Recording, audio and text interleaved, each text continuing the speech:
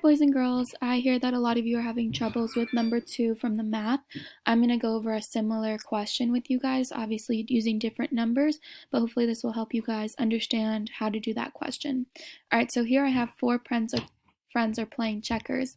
If each friend plays against every other friend once, how many games of checkers will they play altogether? What I'm going to do is I'm going to create an organized list. So I have 4 friends. What I'm going to do is I'm going to start with my 4 friends. This is friend 1. This is friend 2. Oops, sorry. This is going to be friend 3. And this is going to be friend 4. Alright, so remember when we went back to organized lists, we had friend 1 playing against friend 2. Friend 1 playing against friend 3. Friend 1 playing against friend 4. Okay, so now friend 1 has played against everyone, so I can go ahead and cross out friend 1. Now I'm going to go to friend 2. Friend 2 already played friend 1 right here, so we're going to start with friend 2 playing friend 3. And friend 2 also has to play friend 4. Alright, so now friend 2 has played friend 1 over here, friend 2, friend 3, and friend 4. So we're done with friend 2. We can go ahead and cross that out. Now we're on to friend 3. Friend 3 has already played friend 2, and he's already played friend 1 over here.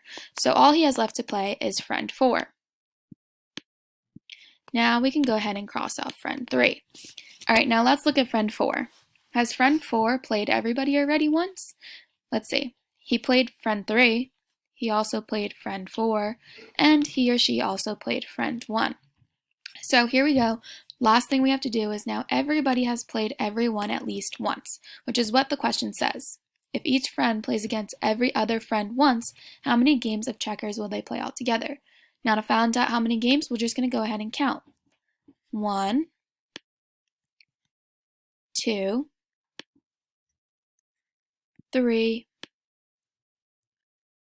4, 5, and 6. So it took 6 games. Let's see. For everybody to play each other once. Remember, it's important to label. You are going to be doing the same thing for the question 2 on your math work today.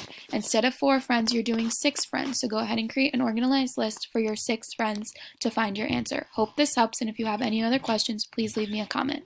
Thanks, guys. Bye.